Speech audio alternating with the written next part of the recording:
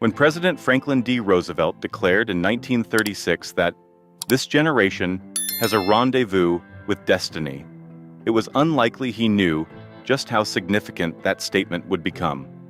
World War II brought his words to life in a way few could have predicted, and among those who answered the call were Native Americans, who didn't hesitate to serve their country. Their contributions, both in sheer numbers and impact, were unparalleled when measured by population, and the war transformed their standing in the nation. Before World War II, Native Americans had already demonstrated their patriotism, even when they weren't recognized as U.S. citizens. Despite not being drafted in World War I because they weren't granted citizenship until 1924, around 10,000 Native American men voluntarily joined the ranks during that conflict. Yet, between the wars, life on the reservations remained grim. Opportunities were sparse, with many Native families relying on subsistence farming. In 1939, the average income for a Native man living on a reservation was only $500, a stark contrast to the national average of $2,300. Almost a quarter of Native Americans had no formal education, and for those who did, few job prospects awaited them on the reservations. As war clouds gathered once again, Native nations were not new to military service. In fact, the Iroquois Confederacy had declared war on Germany as early as 1917, and they had never formally ended that state of conflict by the time World War II began. When the U.S. entered the war after the attack on Pearl Harbor, Native Americans were among the first to volunteer.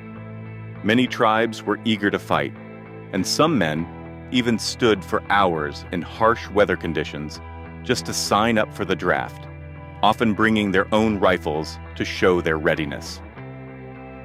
By 1942, a survey revealed that 40% of Native American servicemen had volunteered rather than been drafted.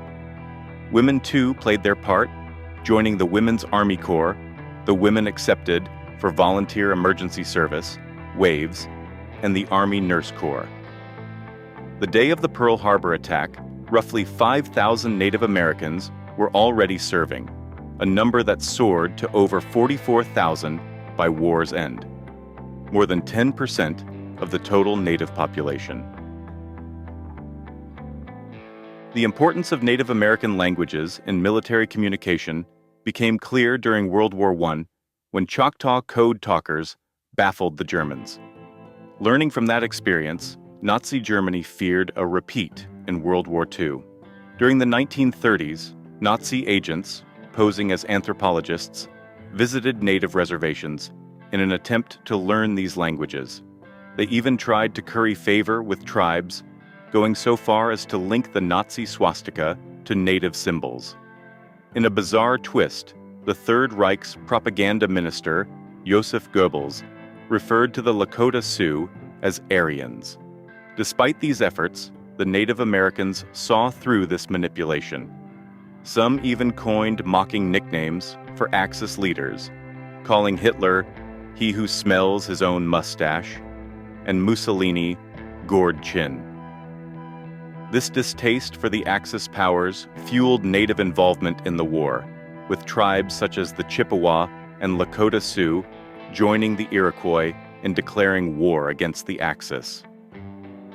Many Native Americans, some of whom couldn't read or speak English before the war, quickly learned through remedial classes on the reservations, determined to join the fight.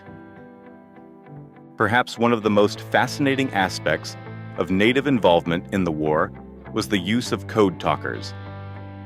The U.S. Army and Marine Corps once again turned to Native languages to send secure communications. Multiple tribes, including the Acoma, Apache, Assiniboine, Cherokee, Comanche, and Navajo, contributed to this effort. The most famous of these were the 24 Navajo code talkers who served in the Pacific, playing key roles in bloody campaigns on various islands. In North Africa, 8 Meskwaki code talkers served with the 168th Infantry Regiment, and in Europe, 17 Comanche code talkers were assigned to the 4th Signal Company of the 4th Infantry Division. From D-Day landings in Normandy to the Battle of the Bulge, these code talkers ensured that military communications remained unbroken by enemy forces, securing vital information across battlefields. Native American soldiers proved their worth time and again. Known for their marksmanship, endurance, and hand-to-hand combat skills, many were revered by their fellow soldiers. Their warrior spirit, steeped in tribal traditions, was a source of respect. Even in modern combat, they carried sacred objects like feathers, medicine bundles, and sweetgrass, which were believed to offer protection. Each time they killed an enemy, many native soldiers followed the tradition of counting coup, marking their victories just as their ancestors did by inscribing lines on coup sticks, though now they often made these marks on their rifles or bayonets.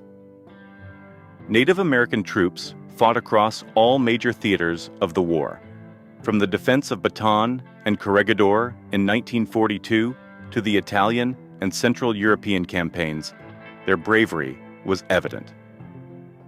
The 45th Infantry Division, which included soldiers from Oklahoma and New Mexico, was instrumental in liberating Europe. Overall, Native American soldiers earned numerous honors, including 71 Air Medals, 34 Distinguished Flying Crosses, 51 Silver Stars, 47 Bronze Stars, and 5 Medals of Honor. For many Native Americans, World War II represented a turning point. The wartime economy and after-war industry created job opportunities and elevated Native income to $2,500 per year, a significant increase from pre-war levels. Many who left the reservations for urban centers stayed, finding new lives in major cities. Others returned home, but the exposure to new ideas and opportunities brought both benefits and challenges. Education, healthcare, and living standards improved, but tribal influence weakened, and there was a looming threat of losing the security of the reservations.